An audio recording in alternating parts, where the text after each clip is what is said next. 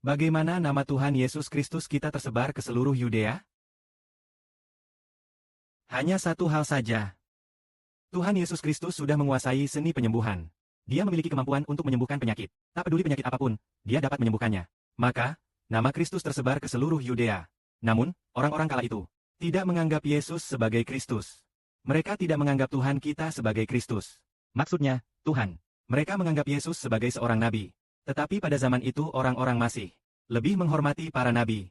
Jadi, mereka menganggapnya sebagai utusan Tuhan Yehova. Mari kita baca bagian terakhir dari pasal 4 Injil Matius sebagai saksi. Setelah itu, Yesus mengelilingi seluruh wilayah Galilea. Di setiap sinagoga, ia mengajar tentang Injil Kerajaan Surga. Ia menyembuhkan berbagai penyakit rakyat. Maka, namanya pun tersebar ke seluruh Suriah.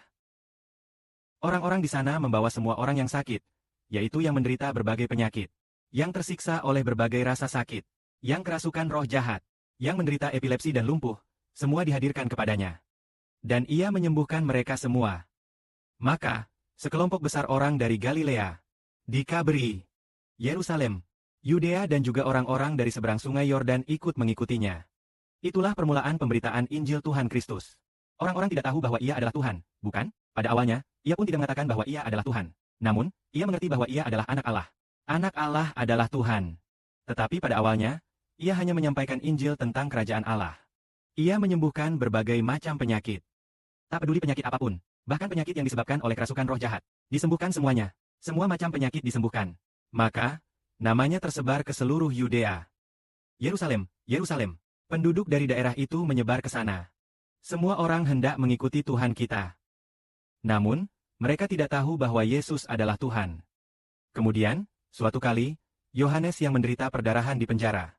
Lalu, Yohanes yang menderita perdarahan mengirim utusan untuk bertanya kepada Yesus. Apakah engkau adalah Mesias penyelamat yang akan datang? Atau, apakah kami harus menantikan sosok lain?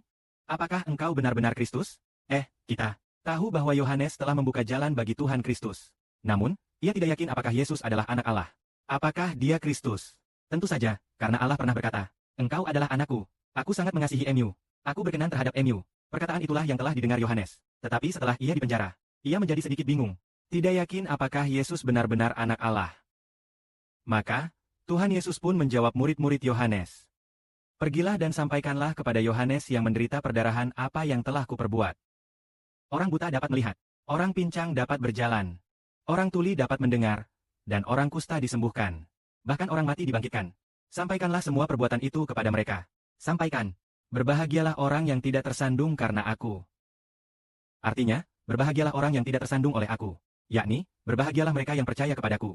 Orang-orang yang tidak percaya, dan yang tidak tersandung, berbahagialah. Maksudnya, berbahagialah mereka yang percaya bahwa aku adalah Tuhan.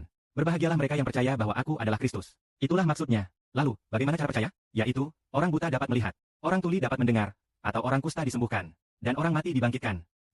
Mukjizat seperti ini, siapa di zaman dahulu yang mampu melakukannya? Hanya Yesus yang mampu melakukannya. Kemudian, Yesus ingin melalui peristiwa ini untuk menenangkan hati Yohanes yang terpenjara. Aku adalah yang diutus Tuhan. Kristus adalah Dia yang memberi hidup. Yohanes, kamu bisa tenang. Misi kamu akhirnya selesai dengan sukses. Kehilangan Yohanes seperti ini membuat tenang. Jadi hari ini, kita katakan Tuhan Yesus Kristus melakukan berbagai pekerjaan. Tujuannya hanya untuk satu hal. Tuhan Yesus datang ke dunia. Apakah untuk menyembuhkan penyakit? Bukan begitu. Dia datang, memberi penglihatan bagi orang buta, menyembuhkan orang sakit, membangkitkan orang mati. Apakah itu saja? Bukan, dia melakukan semuanya untuk satu hal. Yaitu untuk memberi kesaksian tentang dirinya sendiri. Untuk menunjukkan bahwa dia adalah Tuhan. Anak Allah. Seperti pengakuan. Orang percaya bahwa dia adalah Tuhan, yaitu anak Allah. Lalu mereka percaya padanya, percaya pada Yesus. Dan setelah percaya pada Yesus, Yesus berhak memberikan hidup kekal. Kehidupan kepada orang yang percaya. Tuhan melakukan segala sesuatu untuk memberi kesaksian tentang dirinya. Seperti yang dikatakan Tuhan.